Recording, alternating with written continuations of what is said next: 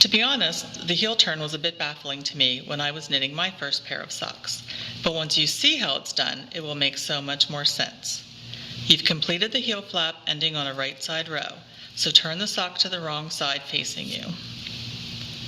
Following the instructions in your pattern, slip one stitch, purl the specified number of stitches, then purl two together, purl one and turn. Sarah will be purling 20 stitches for her pattern.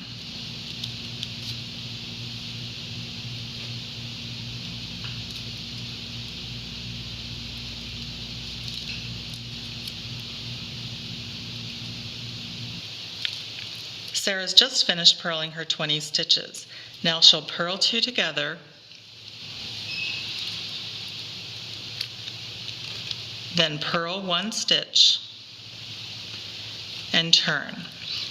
Before she turns, notice that she has some unworked stitches on her needle. Don't worry, it's not a mistake. That's exactly what you want. With the right side row now facing you, slip one stitch as if to purl, then knit the number of specified stitches in your pattern. Sarah will be knitting 7.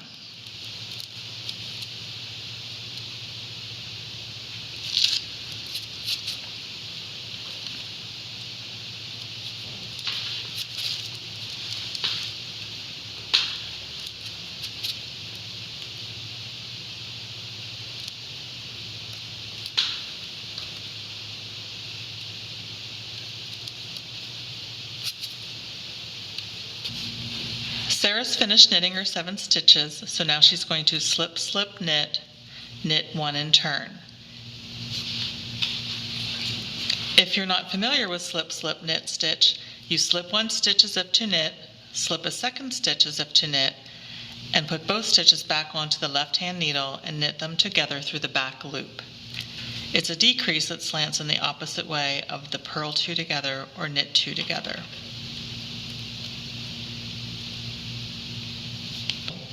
Now we have a bunch of stitches on each end of the needles that we haven't worked. We're going to work on just the center stitches, but on each row we're going to add in one more stitch to the number we worked.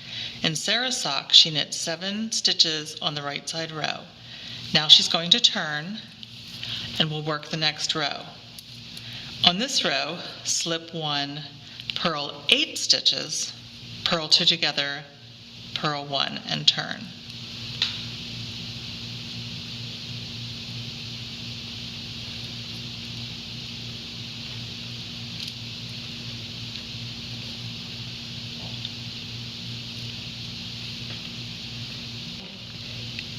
Now purl 2 together,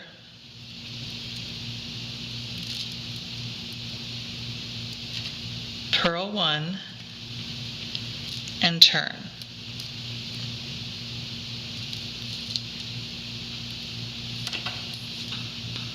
On the next row, slip 1 stitch,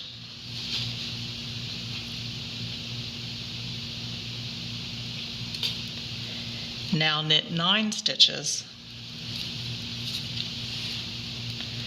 Notice that we went from 7 stitches to 8 stitches to 9 stitches being worked before we do the decrease stitch.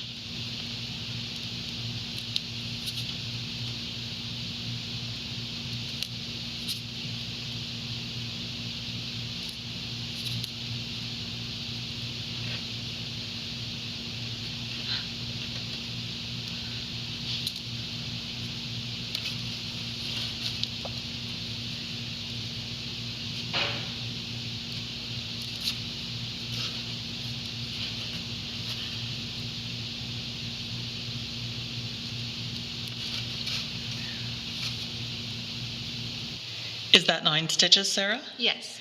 Okay, then go ahead and slip, slip, knit, which is slip 1 as if to knit, slip 1 as if to knit, put both stitches back onto the left needle, and knit them together through the back loop. Knit 1 more stitch, and turn. Essentially, she's been adding 1 more stitch to her center group on each row, which will pull those stitches into a group and make the heel stitches form a curve. I think it's sort of magical. Continue working in the same manner, adding in one more stitch on each row until you have the number of stitches specified in your pattern. In Sarah's sock, she started with 36 stitches and decreased to 22. End with a knit row. See how the completed heel turn forms a cup? It's the nicely curved part of the sock that will cradle your heel. That wasn't so bad now, was it, Sarah? Nope. Now we're ready to pick up stitches for the gusset.